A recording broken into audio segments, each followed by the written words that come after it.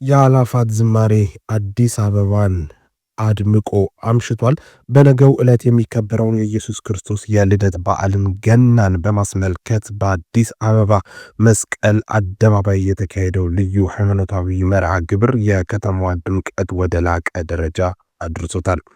የመስቀል አደባባዩ ድምቀት በኢትዮጵያ ጀንደረባው ትውልድ አዘጋጅነት የተከናወነው የአላፋት ዝማሬ በሺዎች የሚቆጠሩ የሰንበት ትምህርት ቤት ወጣቶችና ምዕመናን የተሳተፉበት ሲሆን መርሃ ግብሩ ለመላው የከተማዋ ነዋሪዎች ልዩ መንፈሳዊ ድባብን ፈጥሯል።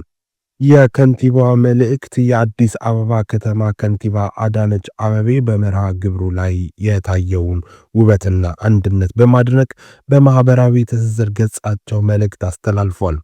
ከንቲባዋ ባስተላለፉት መልእክት ዛሬ የኢየሱስ ክርስቶስ የልደት በዓልን በማስመልከት በአዲስ አበባ መስቀል አደባባይ በኢትዮጵያ ኦርቶዶክስ ቤተክርስቲያን የተካሄደው የአላፋት ዝማሬ ድንቅ ነው ብለዋል። ከተማችንንም በጣም አድምቋል በማለት ገልጸዋል።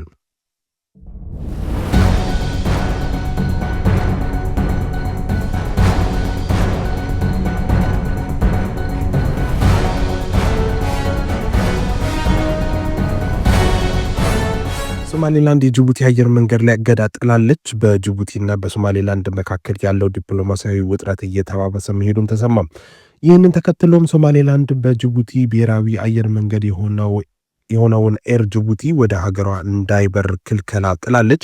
የሶማሌላንድ መንግስት ይህንን ትዕዛዝ ለአየር መንገዱ ያሳወቀ ሲሆን በዚህም ትዕዛዝም ከነገ ጃንዋሪ 7 ጀምሮ በረራውን እንዳካሄድ ተገልጿል።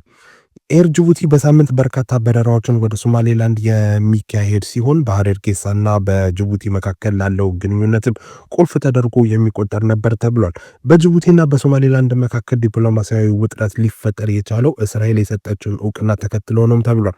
እስራኤል ለሶማሌላንድ የሰጠችውን እውቅና ከተቃወሙ ሀገራት መካከል ጅቡቲ አንዷ ስትሆን ለሶማሊያ አንድነት ቁርጠኛ መሆኗን ማሳወቋ ይታወሳል።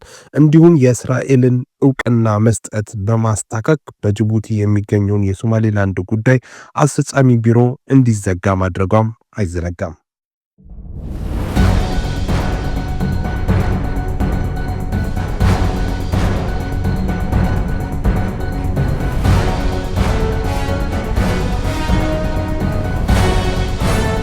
የተባበሩት መንግስታት ድርጅት ተመድ በኢትዮጵያ የተከሰተውን ከፍተኛ የፋይናንስ እጥረትና በሱዳን ያገረሸው ግጭት በንጹሃን ዜጎች ላይ ከባድ አደጋ መደቀን አስታውቋል። ድርጅቱ ጃንዋሪ 5 ቀን 2026 በሰጠው መግለጫ በተለያዩ የዓለም ክፍሎች ያሉ ቀውሶች እየተባባሱ መምጣታቸውን ጠቅሶ በተለይ በአፍሪካ ቀንድ ያለውን ሁኔታ አሳሳቢም ብሎታል። ተመድ በመግለጫው የኢትዮጵያ ስደተኞችና ተመላሾች አገልግሎት የተመድ ስደተኞች ከፍተኛ ኮሚሽነርና የዓለም የምግብ ፕሮግራም ዲሴምበር 19 ቀን በጋራ ያወጡትን ማስጠንቀቂያ በማስተጋባት በኢትዮጵያ ለሚገኙ ስደተኞች የሚደረገው ድጋፍ አደጋ ላይ መውደቁን አጽንቶ ሰጥቷል። ኤጀንሲዎች እንዳስታወቁት አስቸኳይ ዓለም አቀፍ ድጋፍ ካልተገኘ በስተቀር ከ1.1 ሚሊዮን በላይ ለሚሆኑ ስደተኞች የሚቀርበው ምግብ፣ የውሃና የሕክምና አቅርቦት በጥቂት ሳምንታት ውስጥ ሊቋረጥ ይችላልም ብለዋል። በተለይም በጋምቤላ ክልል በተፈጠረው የጸጥታ ችግርና ግጭት ምክንያት ወደ በርካታ የስደተኛ መጠለያ ጣቢያዎች ካምፕ የሚወሰዱ መንገደኞች በመዘጋታቸው በሺዎች የሚቆጠሩ ስደተኞች የምግብና የውሃ አቅርቦት ማግኘት አለመቻላቸውም ተገልጿል። በኢትዮጵያ ባሻገር በሱዳን በተለያዩም በዳፋርና በኮርዶፋን ዝግጅቶች በንጹሃን ላይ የሚደርሰው ጉዳት እየጨመረ መምጣቱን የተመድ ሪፖርት አድርጓል።